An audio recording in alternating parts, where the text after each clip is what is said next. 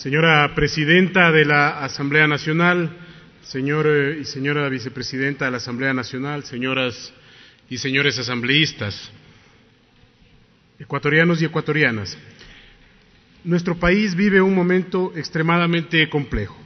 Enfrentamos una situación fiscal insostenible, derivada de la implementación de un modelo de desarrollo que inevitablemente llevó al Estado a gastar más, siempre más de lo que tuvo. Gastar más allá de sus posibilidades. Señores asambleístas, les pido por favor respeto en la intervención del señor ministro. Ustedes tendrán tiempo de su réplica y de su intervención en la que pueden expresar su punto de vista. Las preguntas que hoy debemos hacernos los ecuatorianos no deben ser únicamente acerca de la proforma presupuestaria 2019. Deben ser, en esencia, sobre el modelo de desarrollo que queremos construir para nuestro país al futuro. Y sobre esas preguntas, encontrar las soluciones compartidas que nos dirijan a un futuro de prosperidad e inclusión social, un futuro de equidad y desarrollo sostenible, un futuro que garantice a los que menos tienen el pleno derecho a una vida digna, un futuro en el que los ecuatorianos puedan abrazar más oportunidades. Ese futuro solamente será posible si tomamos las decisiones correctas y a tiempo. Revertir esa tendencia no tiene otro camino que un esfuerzo de toda la sociedad, un esfuerzo que sin duda debe empezar por el Gobierno nacional y que debe estar acompañado por las demás funciones del Estado. Este esfuerzo implica sacrificios en todos los niveles y dejar de lado aspiraciones territoriales, sectoriales e individuales que, pudiendo ser legítimas, lastimosamente no pueden ser financiadas en su totalidad. Los cambios profundos toman tiempo y aún queda mucho por hacer. Es el momento de grandes acuerdos nacionales.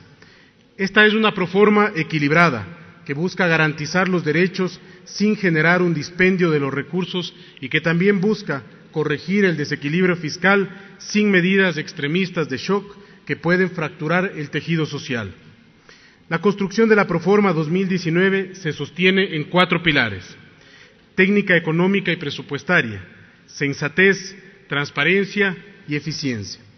En cuanto a la técnica económica y presupuestaria, reestablecimos la capacidad en cada una de las fases de elaboración de la proforma, a través de directrices fundamentadas en principios de responsabilidad, optimización y eficiencia para la determinación de ingresos, gastos y financiamiento. La elaboración de la proforma pudo haber dejado insatisfechos a algunos sectores, es cierto. Sin embargo, cada decisión se adoptó con sensatez, un valor ausente por años, que desembocó en la irresponsabilidad fiscal, donde la meta era la satisfacción de actores, mas no de los principios de equidad y eficiencia. Transparencia. A diferencia del pasado y manteniendo el principio de transparencia que sostiene a nuestro gobierno, presentamos integralmente y de forma abierta al público la proforma 2019. Lo hemos hecho con el afán de garantizar el derecho que tenemos a debatir de manera abierta y democrática sobre el uso de nuestros recursos, para escuchar propuestas y preocupaciones y encontrar soluciones conjuntamente. Eficiencia. El gobierno de todos es para todos y especialmente para los grupos más vulnerables. Estructuramos una proforma presupuestaria que primero protegiera a los más necesitados, garantizando el acceso pleno a sus derechos, lo cual no implica necesariamente gastar más, sino gastar mejor. No siempre refleja en satisfacer las necesidades de la burocracia, sino en ser más eficientes con los recursos disponibles. Sobre la base de estos 4 pilares, describo los aspectos más relevantes de la proforma 2019. El monto, como ustedes conocen, asciende a $31.318 millones sin la cuenta de financiamiento de derivados deficitarios. Este valor representa un 27,7% del PIB, mientras que la proforma de 2017 representaba un 29% del PIB. Distinto habría sido plantear una proforma sobredimensionada que luego no se puede ejecutar. La proforma permite cumplir con las metas establecidas en el Plan de Prosperidad para continuar en la trayectoria del equilibrio fiscal. Para el año 2019 alcanzaremos un déficit global de 3,2% del PIB y un déficit primario de 0,26% del PIB, a pesar de los esfuerzos adicionales que se deben emprender. Con estos resultados previstos evidenciamos un trabajo disciplinado en el área fiscal. Un elemento esencial es la eficiencia del gasto. Por eso, las directrices presupuestarias establecieron la reducción de un 10% en todo el ítem de bienes y servicios de consumo del Gobierno central. Este criterio de hacer más con menos se aplica en todas las instituciones. Al momento de elaborar la proforma presupuestaria, el precio referencial del barril del petróleo se estimó en $58,29 por barril. Las proyecciones del precio del petróleo, según fuentes especializadas, eran superiores. Por ejemplo, Reuters la estimaba en $66 y el Fondo Monetario Internacional en $68. En la última información disponible, Reuters prevé un precio de 70,15 para el 2019 y la Administración de Información de Energía un precio de $65 por barril.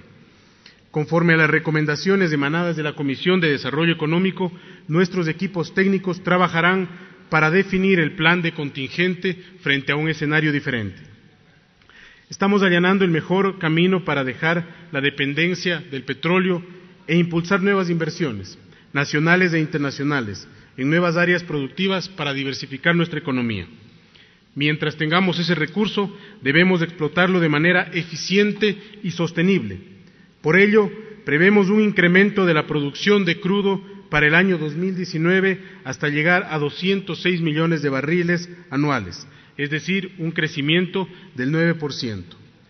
Los nuevos niveles de producción se encuentran enmarcados principalmente en la perforación de 84 nuevos pozos frente a los 111 que operan actualmente. Somos un gobierno que siempre cumplirá de manera responsable y transparente con la ley. Nos ceñimos a la regla macrofiscal establecida en la Constitución de la República, de que los ingresos permanentes deben cubrir la totalidad de los gastos permanentes. En esta relación tenemos un superávit de $690 millones. Tal como lo explicamos dentro de la Comisión, se tiene previsto la aplicación de modelos que permitan generar ingresos en base a los activos del Estado sin perder su propiedad, recibiendo un flujo de ingresos durante el periodo de contrato que se negociará para recibir pagos iniciales importantes, que de acuerdo con el clasificador presupuestario y en línea con los manuales internacionales, se registran como ingresos permanentes, ya que se basan en contratos de un periodo mayor a 10 años donde la propiedad del bien no se cede.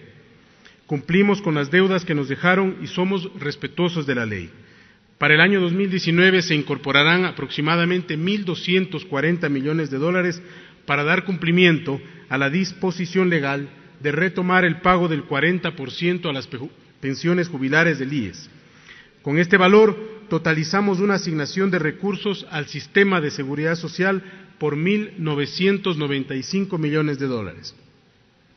Nuevamente, en este punto, la discusión no debe basarse únicamente en la cifra de asignación, sino en el problema y en las soluciones estructurales, es decir, en cómo garantizar la sostenibilidad de la seguridad social a futuro, para lo cual es necesario abrir el debate nacional en donde la Asamblea tiene que tener un rol protagónico. Adicionalmente, cumpliendo con la normativa aprobada por el Legislativo, se asignarán 278 millones adicionales por la entrada en vigencia de la Ley Amazónica, fundamentalmente para proyectos de inversión de los GATS de la Amazonía. La proforma es constitucional. Es nuestra obligación como Ejecutivo cumplir con la Carta Magna, incrementando el 0,5% del PIB para educación básica y bachillerato y para el Sistema Nacional de Salud, con un total de $1.130 millones adicionales. No faltará la provisión ni de medicamentos ni de servicios como se ha intentado hacer creer a la ciudadanía.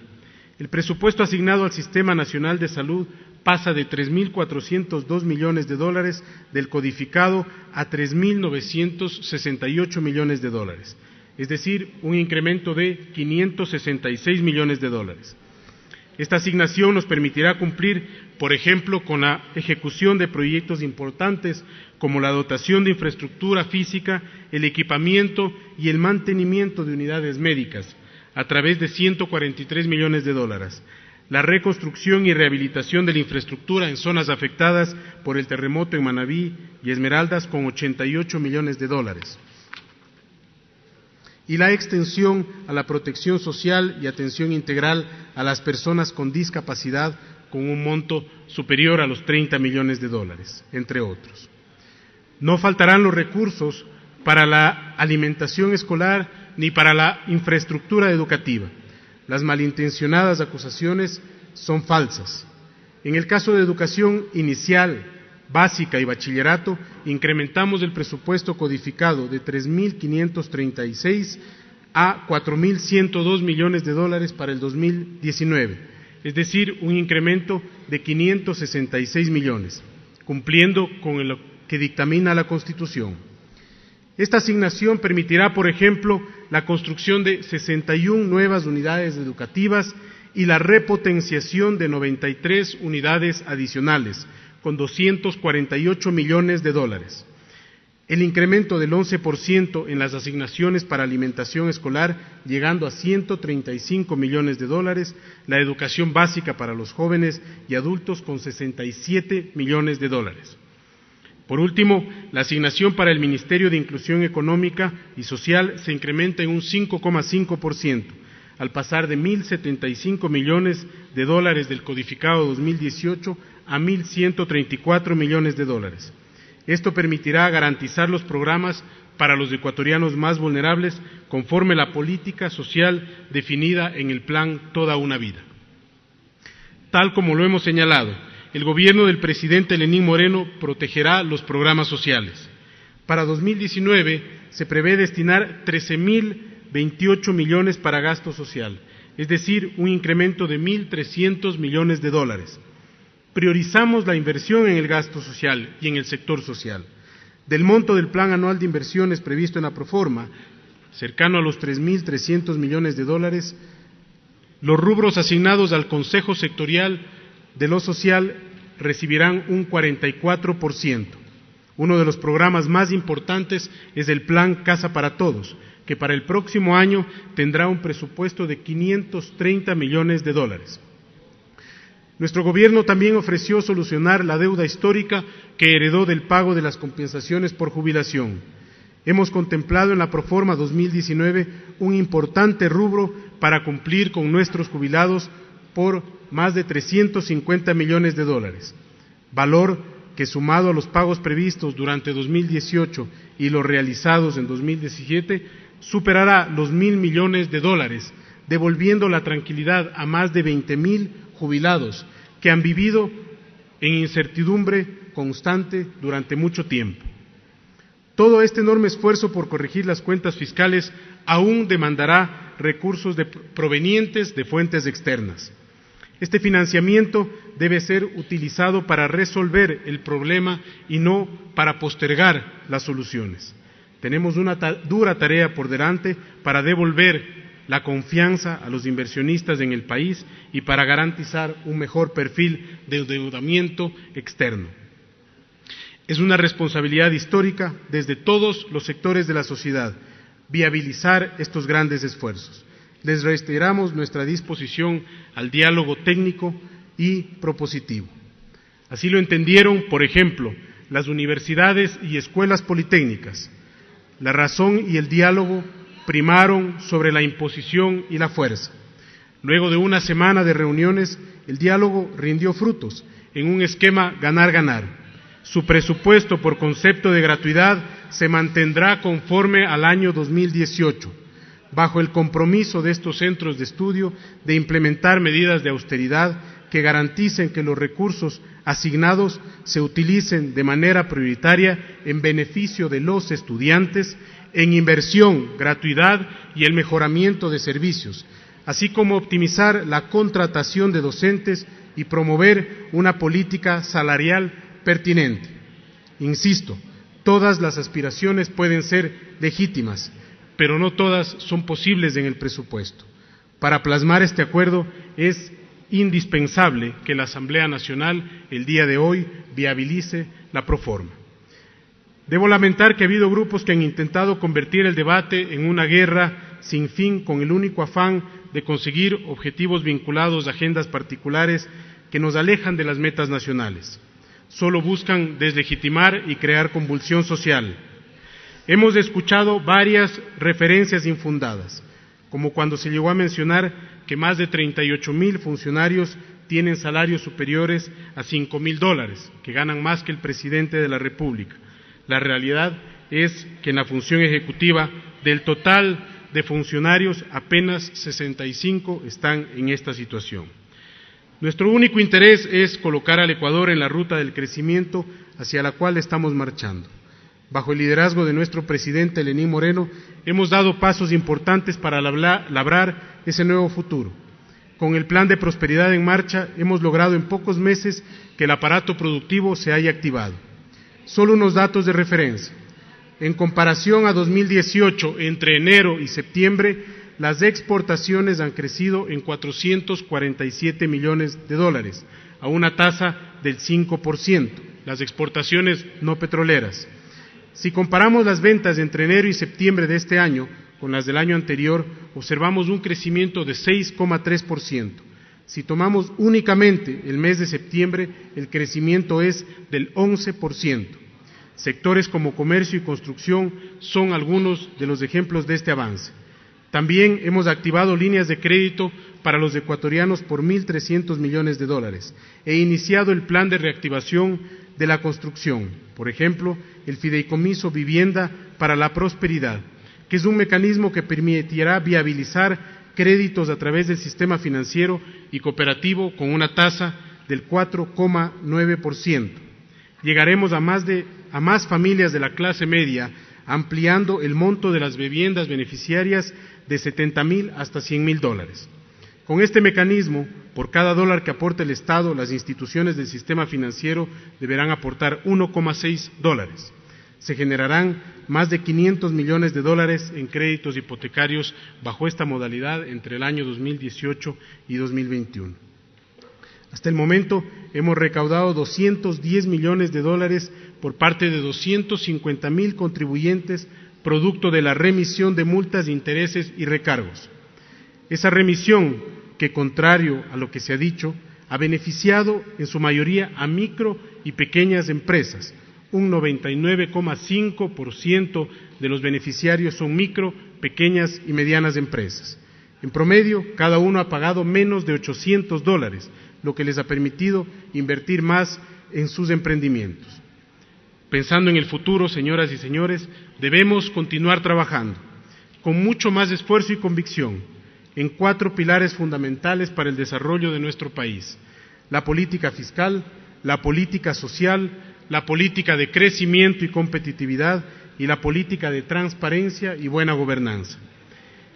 En la política fiscal, la reducción del peso de la masa salarial en el presupuesto, la optimización de los bienes y servicios, la búsqueda permanente de la eficiencia de las empresas públicas, la eficiencia energética, la racionalización tributaria, la monetización de activos y el impulso efectivo de las alianzas público-privadas son temas en los que debemos mantener una ardua labor.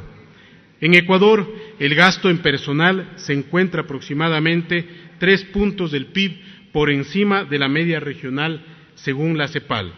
En la proforma hemos conseguido estabilizar el crecimiento de este rubro. A partir de aquí, los esfuerzos demandan una corrección quirúrgica y responsable para no afectar los servicios y derechos de la ciudadanía. La racionalización tributaria tiene 2 caras.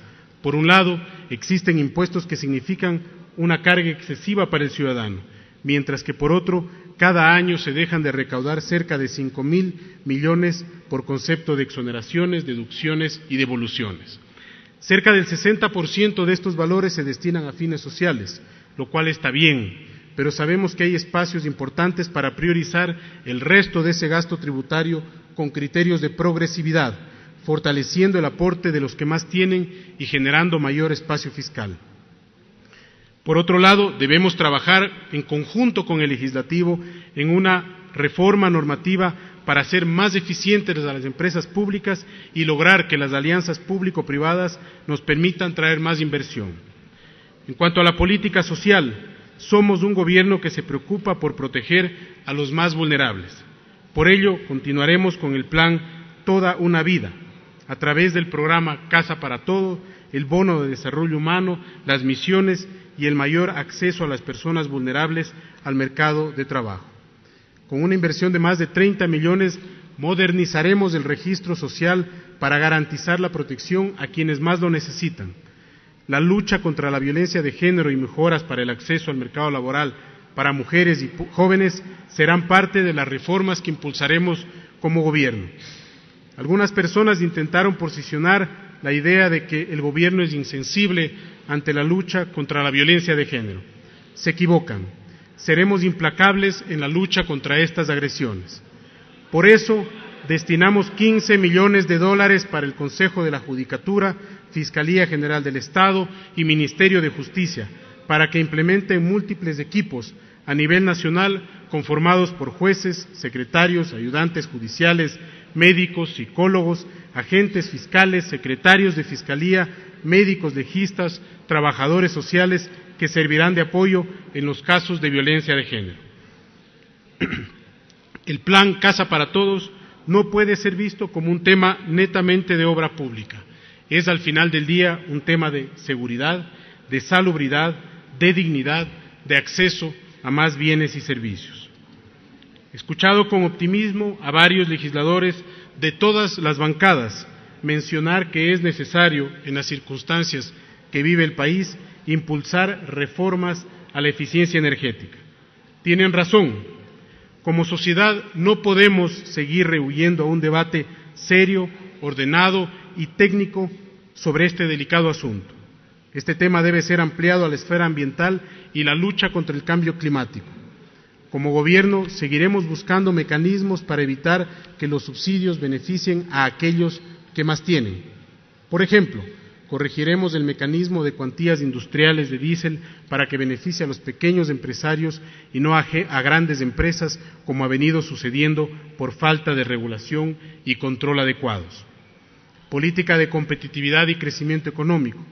No podemos abstraernos de las dinámicas mundiales, el Big Data, la impresión 3D, el Internet de las cosas, la economía colaborativa, tendencias que nos obligan a repensar la forma de garantizar que nuestros jóvenes y los más vulnerables no sean excluidos de este proceso. Asimismo, nuestra clase media necesita crédito en buenas condiciones para cristalizar sus sueños. Por ello, hemos activado una cartera de crédito de 1.300 millones para emprendimientos en 2019 y de 2.750 millones para vivienda. A través de un marco regulatorio moderno, debemos garantizar no solamente preocuparnos por aquellos que tienen trabajo, sino sobre todo por aquellos que no lo tienen. Hemos avanzado también en la simplificación de trámites y en las próximas semanas presentaremos junto al Servicio de Rentas Internas un plan de simplificación tributaria para continuar quitando cargas excesivas al ciudadano. Mantendremos pasos firmes en la integración, entablando acuerdos comerciales con nuestros socios más importantes, dentro de nuestra región y fuera de ella. No somos una isla en el mundo. Esa visión de un falso patriotismo exacerbado terminó por aislar al país de la dinámica internacional, alejándonos y dejándonos con un estigma que hemos empezado a borrarlo. Política de gobernanza y transparencia como ejes transversales a nuestra actuación. Decidimos con optimismo empezar el proceso de adhesión a la Organización para la Cooperación y el Desarrollo Económico, que nos acercará a las mejores prácticas mundiales en ámbitos de política pública relacionados con inversión, transparencia, políticas sociales y políticas ambientales. Además, nos abrirá la oportunidad para un desarrollo más justo, incluyente y sostenible. Con decisión le declaramos la guerra a la corrupción, ese letal enemigo que se camufló por mucho tiempo en las estructuras del país y del cual hoy sufrimos sus secuelas. Se aclaró finalmente el real nivel de endeudamiento del Ecuador. Se devolvió la independencia al Banco Central. Como Ministerio de Economía y Finanzas adoptamos la certificación ISO 37001 que nos llevará a liberarnos de posibles actos de soborno. Debemos continuar en esa línea, para lo cual es necesario impulsar reformas al marco normativo que permitan fortalecer el rol y la independencia del Banco Central y el mejoramiento de la gestión de las finanzas públicas. Señoras y señores, los esfuerzos de hoy nos permitirán tener una economía sana en el futuro. Esta reforma recoge lo que muchos de ustedes han pedido: austeridad, fin al derroche, menos gasto innecesario, rigurosidad en el análisis, protección de los más vulnerables. Contamos con ustedes para trabajar unidos hacia un 2019 más promisorio. El país espera que las diferencias en el debate enriquezcan este instrumento y no que lo obstaculicen. Por ello, hacia adelante, el legislativo debe normar con prudencia, aprobando leyes que cuenten con el estricto financiamiento para su ejecución. El legislativo debe acompañar con hechos concretos el esfuerzo por aumentar la eficiencia y promover la optimización de la gestión institucional en todos los ámbitos. El rol de la Asamblea Nacional es trascendental, señoras y señores, no solamente en la aprobación del presupuesto, sino en la construcción de un mejor futuro para los ecuatorianos. Muchas gracias. El gobierno de todos.